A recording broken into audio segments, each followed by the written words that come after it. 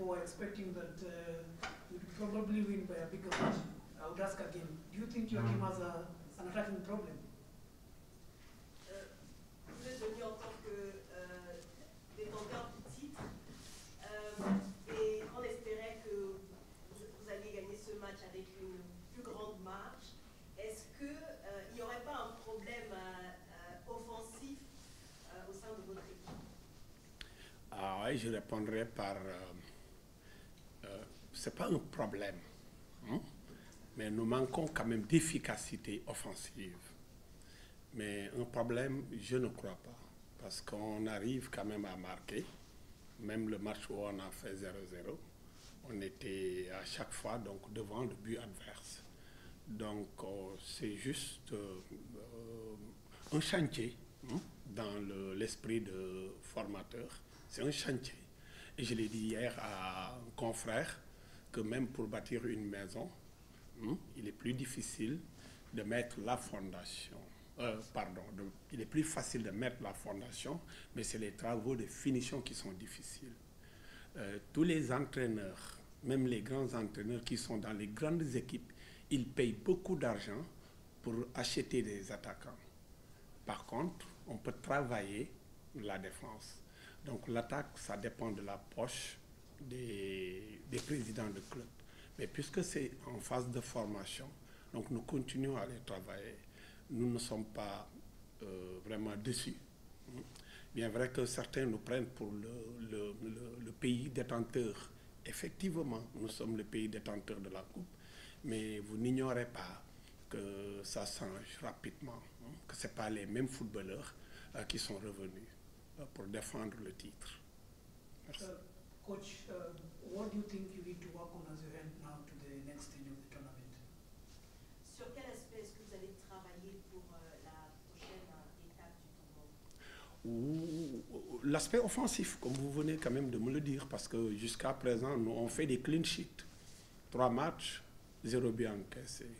Donc, il n'y a pas beaucoup de chantier derrière. Le chantier se trouve devant. Donc, c'est évident, il est évident que nous allons donc continuer à travailler devant les buts. Merci, coach. Questions, please? Bonsoir, coach. Bonsoir. Journaliste à des sports, Dakar, Sénégal. Tout d'abord, coach, félicitations pour la qualification en quart de finale et pour le mondial. Merci. Le Sénégal, deuxième, va se déplacer à Belchite au niveau de Casablanca pour aller jouer la Côte d'Ivoire, l'une des meilleures attaques du tournoi avec 10 buts marqués, 3 buts encaissés. Depuis le début du tournoi, tous les matchs du Sénégal, c'est le Sénégal qui fait le jeu. On a vu une équipe ivoirienne qui aussi fait le jeu. Est-ce qu'on peut s'attendre à se projeter déjà dans ce match de quart de finale? Est-ce que le Sénégal aura cette fois-ci une équipe à sa hauteur? Nous en faisons une image de marque. Hein? On cherche à jouer, quel que soit l'adversaire. Hein? On est dans le jeu. Ce qu'on apprend à nos jeunes, c'est comment faire pour progresser avec le ballon, comment faire pour aller vers l'avant. Maintenant, peut-être que ce qu'on n'a pas bien appris à nos jeux, c'est comment faire pour finir les actions. On n'a pas de fixation, hein? On ne craint personne. On est là vraiment pour nous faire plaisir, pour jouer et gagner, si c'est possible. On peut jouer aussi et ne pas gagner. Mais on ne se fait pas de fixation. Il n'y a pas un pays, hein, qu'on craint. On ne craint personne dans cette compétition. Ça, vous pouvez me croire. Moi, d'ailleurs, c'est ce que je transfère, hein, aux jeunes.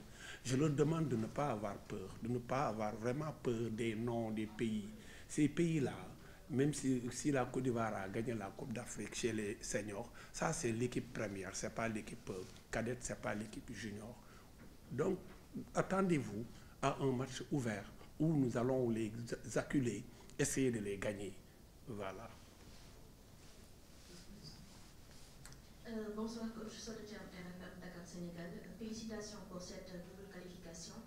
Alors, coach, aujourd'hui, vous ne sentez pas que vos joueurs ont confondu vitesse et précipitation?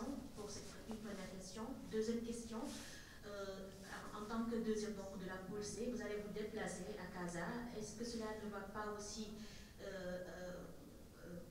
je sais pas, est-ce que cela ne va pas vous déranger un peu ou voilà, impacter négativement donc, ou changer vos plans? Voilà, donc je commence par la première question. Effectivement, les gamins ont confondu vitesse et précipitation. Et ça, c'est ce qu'on appelle la charge émotionnelle. Que ce soit nous tous, alors avions pris la Somalie comme vraiment l'équipe à battre, l'équipe à vraiment à battre lourdement. Moi, quand même, je les ai respectés jusqu'à la fin.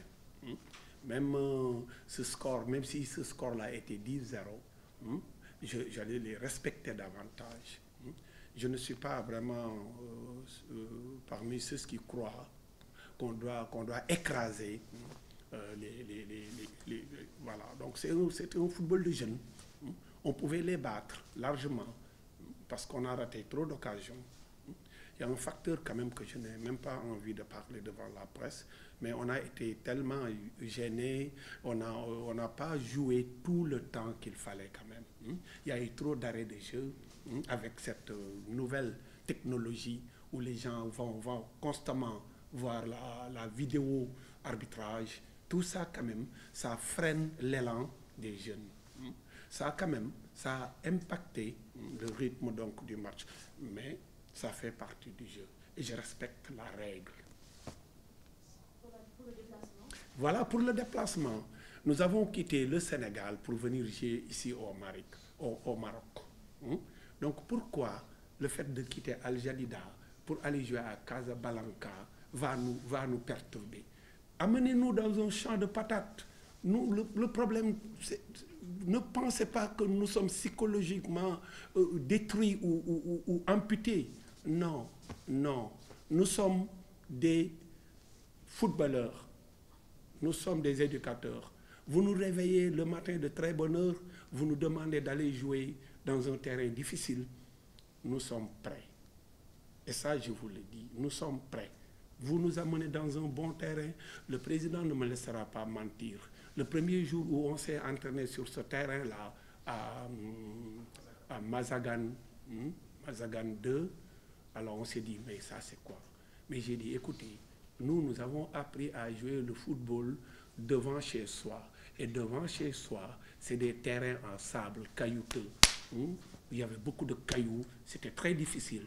C'est par la suite, alors qu'on a eu des terrains en synthétique. Mais pour ne pas être long, nous sommes prêts à aller, si vous voulez, en mars pour jouer au football. Ça ne nous dérange nullement. Oui.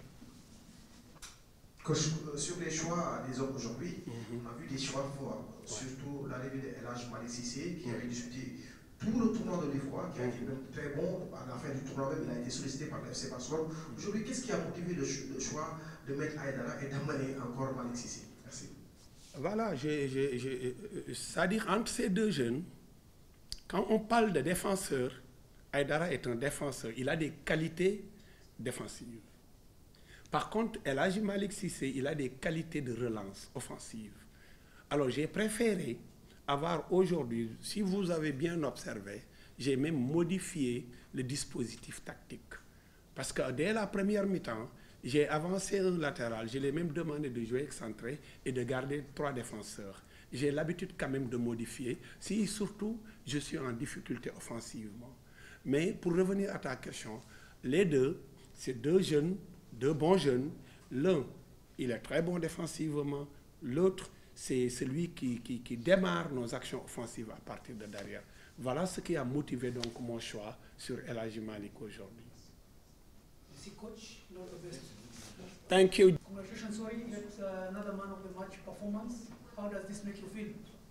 Félicitations encore une fois de plus lors du match. Comment vous ressentez cette célébration? Je suis vraiment content.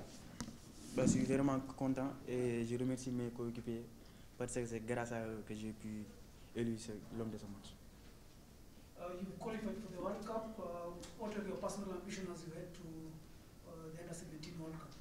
Vous êtes maintenant qualifié pour la Coupe du Monde. Quelles sont vos ambitions personnelles maintenant que vous vous dirigez vers la Coupe du Monde de moins de 17?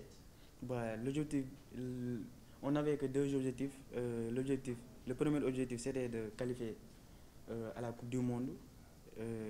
Alhamdoulilah, on l'a fait. Et le second, c'est de remporter encore la coupe. Et on est sur ce chemin. Merci. Any questions? Bonsoir, Sonia Thiam, journaliste à la RFM. Félicitations, Sori, pour cette victoire et cette double qualification.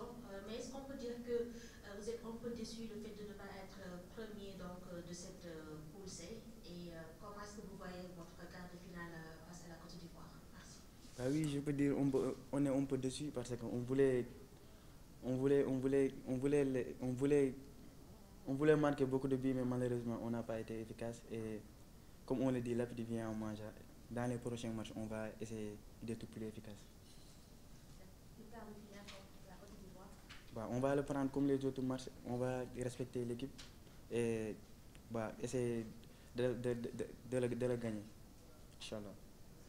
More questions?